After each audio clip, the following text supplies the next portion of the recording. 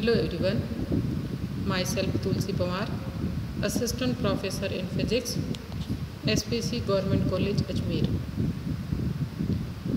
हम BSc part 3 के भौतिकी के तृतीय पेपर सॉलिड स्टेट फिजिक्स के अंतर्गत क्रिस्टल स्ट्रक्चर का अध्ययन कर रहे हैं और आज का हमारा टॉपिक है करैक्टरिस्टिक ऑफ रेसिप्रोकल लैटिस।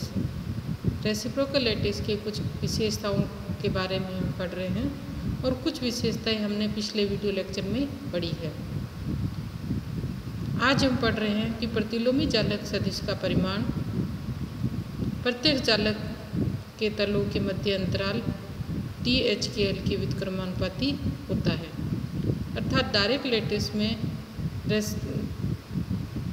दो समांतर तलों के बीच की दूरी जो है उसको अगर DHKL से शो करें तो प्रतिलोमी चालक सदिश का परिमाण जिसको GHKL से शो कर रहे हैं वो प्रत्येक चालक के तलों के मध्य अंतराल THKL के व्युत्क्रमानुपाती होता है। तो माना कि PQR डायग्राम में देखें, प्रत्यक्ष क्रिस्टल चालक का तल है जिसके मिलर इंडिसेस HK और L है। तल HKL के मध्य अंतराल मूल बिंदु से तल के लंबवत दूरी ON है। अतः DHKL = ON। पुनः ट्रायंगल ONR से ON = C/L cos of gamma, जहाँ गामा तल के अभिलंब ON द्वारा C अक्ष के साथ बनाया गया कोण है। माना अभिलंब की दिशा में एकांक सदिश n कैप है। अतः DHKL = ON = C.n_L।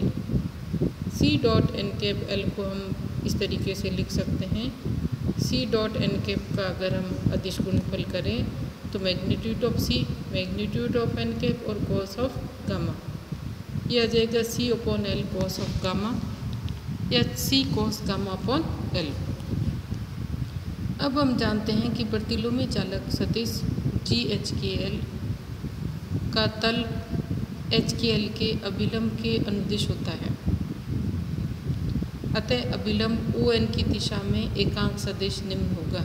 n cap = GHKL divided by magnitude of GHKL। यहाँ पे हम DHKL अगर हम ज्ञात करें तो C.n और C जो है लिख देंगे, n कैप की जगह वैल्यू इक्वेशन 2.25 से रख देंगे। अब हम C.GHKL जो है वो रेसिप्रोकल लैटिस में ट्रांसलेशन वेक्टर है जिसकी वैल्यू HA* + KB* + LC* होती है। ये वैल्यू हम यहाँ पे रख देंगे और C का C के साथ में अदिश गुणनफल जो है उसकी वैल्यू 2π है और अदर के साथ 0 है। अतः GHKL = 2π/DHKL, यानी प्रतिलोमी चालक सदिश का परिमाण दो तलों के मध्य अंतराल के व्युत्क्रमानुपाती होता है। अब हम कुछ जैसे सरल घनीय संरचना है या FCC संरचना है, इनके प्रतिलोमी चालकों को ज्ञात करते हैं। Reciprocal lattice of simple cubic lattice, सरल घनीय चालक का प्रतिलोमी चालक क्या होगा, कौन सी संरचना होगी? तो सरल घनीय चालक के स्थानांतरण अभाज्य सदिश एक दूसरे के लंबवत और परिमाण में बराबर होते हैं। अर्थात मैग्नीट्यूड ऑफ A बराबर है मैग्नीट्यूड ऑफ B बराबर है मैग्नीट्यूड ऑफ C, और इसको अगर हम A ले लें और अल्फ़ा बीटा गामा जो है 90 डिग्री हो तो A जो है वो magnitude of AI cap, B magnitude of A J cap और C magnitude of A K cap होगा। अब सरल घनीय अभाज्य कोष्ठिका का आयतन V = A.B×C, या अगर हम वैल्यू रखें तो A³ I.J×K और ये आ जाएगा A³ तो सरल घनीय जालक के प्रतिलोमी जालक के स्थानांतरण अभाज्य सदिश होंगे a star is equal to 2π/v b cross C. इनमें वैल्यू रखें तो 2π/a³ और यहाँ पे a² ऊपर आ जाएगा और जे क्रॉस के की वैल्यू जो होगी सदिश गुणनफल में वो i कैप हो जाएगी। और ए स्टार हमारा जो अभाज्य सदिश है रेसिप्रोकल लैटिस में वो आएगा 2π/a i कैप। इसी तरीके से बी स्टार 2π/a j और सी स्टार 2π/a k। तो इस तरह से हम देखते हैं कि जो रेसिप्रोकल लैटिस के बेसिस वेक्टर्स हैं उनकी डायरेक्शन जो है वो उसी दिशा में जिसमें i j k है, लेकिन इनके मैग्नीट्यूड जो है वो रेसिप्रोकल हैं जो ए बी सी के। यानी हम देख सकते हैं कि प्रतिलोमी जालक के सभी अभाज्य स्थानांतरण सदिश भी परस्पर लंबवत और परिमाण में बराबर है। इसलिए सरल घनीय जालक का प्रतिलोमी जालक भी एक सरल घनीय जालक ही होगा, लेकिन उसका जालक नियतांक a न होकर के 2π/a होगा। अब हम फलक केंद्रीय घनीय संरचना का प्रतिलोमी जालक याद करते हैं, यानी रेसिप्रोकल लैटिस और फेस सेंटर्ड क्यूबिक लैटिस।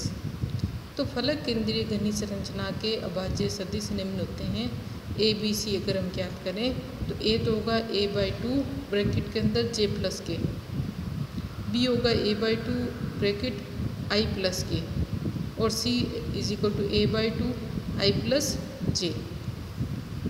इसको एफसीसी चालक के अभाज्य स्थानांतरण सदिशों को हम डायग्राम में देख सकते हैं।